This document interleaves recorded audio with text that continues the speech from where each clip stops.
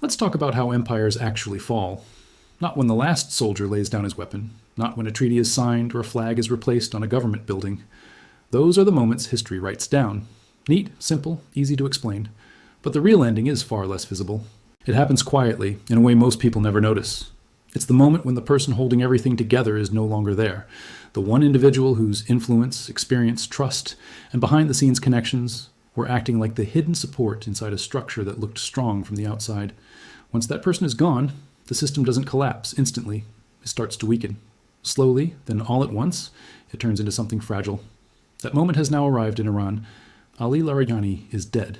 And if that name doesn't immediately sound important, it should, because the coming weeks could shape one of the most significant political shifts in the Middle East since the 1979 revolution. But to understand why, you have to look beyond titles and official positions. Because what Ali Larijani represented wasn't just a role, it was a function. He wasn't simply a powerful figure within the system. He was part of the system that made everything else work. His death is not just the loss of a leader, it's the loss of a mechanism. And those are two very different things. A government can survive losing a prominent figure. But when it loses the person who kept different power centers connected, balanced and functioning together, the impact runs much deeper. That's when a system doesn't just take damage, it risks coming apart. That's the difference we're looking at right now. To really understand what Iran has lost, you need to understand how power actually works inside the Islamic Republic, not how it looks on paper. Because the version most people see, the supreme leader at the top, the president below, the Revolutionary Guard enforcing authority, and parliament providing structure, is only the official design. It's the blueprint, not the reality. And in complex political systems, power rarely follows the blueprint. Formally, the supreme leader holds the highest authority. His decisions carry weight across military strategy, national policy, foreign affairs, and religious legitimacy. That authority is real. It's not symbolic. But at the same time, he is elderly, dealing with health concerns, and not actively managing every daily decision in a system facing serious external pressure and deep internal divisions. Inside Iran's leadership, decisions are rarely simple commands from the top. They are often the result of negotiation between competing factions, each with its own influence. The president, meanwhile, holds executive power, but within limits. It has always been a restricted role. Presidents manage internal affairs to some extent, but they do not control the military, the security apparatus, or the broader direction of foreign policy. So the presidency matters, but it's not where the most critical decisions are truly shaped. Between the supreme leader's formal authority and the fragmented reality beneath him, there has long been a gap. And for years, that gap was filled by someone who didn't fit neatly into any official chart. Someone who could move between factions. Someone trusted by hardliners and pragmatists alike. Someone who could speak to military figures, political leaders, and policy experts, and be taken seriously by all of them. That person was Ali Larijani, and now that bridge is gone. Power structure and be recognized by everyone in the room as someone worth listening to. That was Ali Larijani. Now let's understand who he really was, not just a brief summary, but the deeper reality. He was born in 1958 into one of the most influential families in the Islamic Republic. His father was a grand ayatollah, a figure of major religious authority. His brothers also held key positions across the system. One within the Guardian Council, another within the judiciary. This wasn't just a political family in the usual sense. Their influence wasn't limited to elections or public office. The Larijani family was embedded deep inside the structure of the state itself. Their reach extended across multiple pillars of power at the same time. Legislative, judicial, executive, and religious. That level of integration is rare in any system. So, when Ali Larijani is removed from that network, it's not just one piece being taken away. It's a central support being pulled out. One that other parts were quietly relying on. Individually, Larijani's career was just as significant. He served as Speaker of the Iranian Parliament for 12 straight years, from 2008 to 2020. In a system where positions are constantly shifting and political groups compete for influence, holding that role for over a decade is not normal. It means stability, but more importantly, it means trust. For 12 years, he was the person managing the difficult relationship between the Supreme Leader's office and the often divided Parliament. Every major disagreement, every negotiation between competing political blocs passed through him in some form. Over time, he built something far more valuable than a title. He built a network, a deep understanding of who held influence, who owed favors, and how different factions could be brought to agreement. That kind of internal map of power isn't written down anywhere. It exists only in experience. Before his time in Parliament, he served as Secretary of the Supreme National Security Council, the body responsible for Iran's most critical security decisions. In that role, he was directly involved in nuclear negotiations during some of their most sensitive periods. He understood not just the public positions, but the real limits, what Iran could accept, what it would reject, and how far negotiations could realistically go. That required more than technical knowledge. It required political awareness, strategic thinking, and an ability to balance internal pressures with external demands. Earlier in his career, he led state broadcasting. Before that, he had ties to the Revolutionary Guard during its earlier years.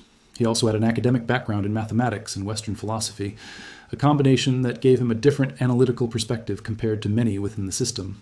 Put all of that together, and what you get is not just a man who held important roles. You get someone who spent 4 decades moving through every major institution in the country, building influence at every level. His authority didn't come from a single position. It came from everything combined, every relationship, every negotiation, every moment where different sides relied on him to make things work. Foreign governments recognized this too. When they dealt with him, they understood that his words carried real weight, not just politically, but practically. And that kind of influence is not something you can simply replace. You can appoint someone to a position, you can assign a title, but you cannot recreate decades of trust, credibility, and connections overnight. That kind of authority exists in a person, and once that person is gone, it's gone with them. So what does the system look like now, immediately after his death? Let's stay precise here, because this moment matters. The issue isn't just about replacing a person in a role, it's about replacing a function that may not be replaceable. Who now manages the relationship between the Supreme Leader's office and Parliament? Who steps in as the mediator that different factions are willing to trust? Who can enter a room filled with competing interests and still be accepted by all sides as a fair and credible broker? Right now, in the immediate aftermath, there is no clear answer. And that uncertainty is where the real risk begins. Right now, the answer is simple. There is no one. That's not exaggeration. It's a realistic assessment of how the system is structured. At this moment, the Islamic Republic does not have another individual who combines Larijani's level of reach across factions, his decades of institutional experience, his credibility in foreign policy, his religious family background, and his personal relationships across nearly every major power center. Yes, there are powerful figures. There are individuals deeply rooted in specific institutions. There are leaders who command loyalty within their own factions. But there is no one who can operate across all of them at once. No one who carries the same level of trust everywhere. That kind of authority wasn't built quickly. It was accumulated over decades, and it ended the moment he was gone. What this means in practice is serious. Iran is already facing one of the most intense periods of external military pressure in its modern history. And now, at the same time, it has lost the one person who helped manage the internal tensions that pressure inevitably creates. Because when a country is under threat, its internal politics don't pause. They intensify. Every disagreement becomes more important. Every faction sees higher stakes. And every decision about how to respond to the outside threat becomes tied to internal power struggles. Different groups begin pushing in different directions. Hardliners demand escalation. Pragmatists push for negotiation. Military leadership focuses on strategic control and influence.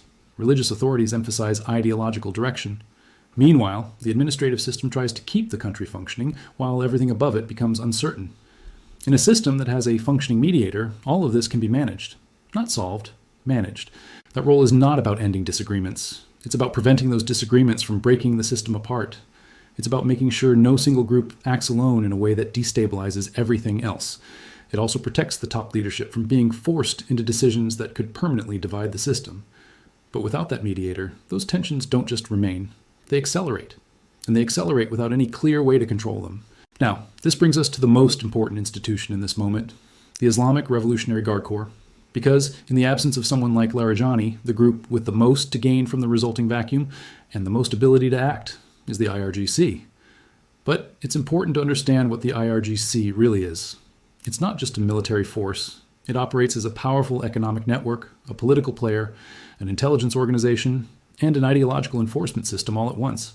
Like any large institution, it has internal divisions and competing interests. Its leaders don't all think the same way. But as a whole, it possesses something no other part of the system has to the same degree: power backed by force.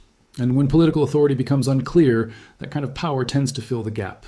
Not suddenly, not through a dramatic takeover that's obvious to everyone, but gradually, through a series of decisions, where the institution with the strongest control over resources, security, and influence begins to act, while others lack the ability to push back. This is exactly the kind of situation Larijani helped prevent. His relationships with military leadership, his credibility across the system, and his connection to top authority allowed him to act as a balancing force. He wasn't opposed to the Guard. He wasn't working against it. But structurally, he helped keep it within the system, not above it.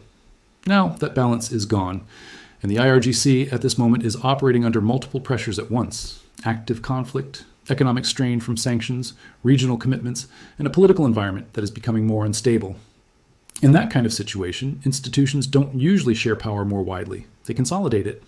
The question now is not whether that process will begin, it's how far it will go, and what it will look like as it unfolds.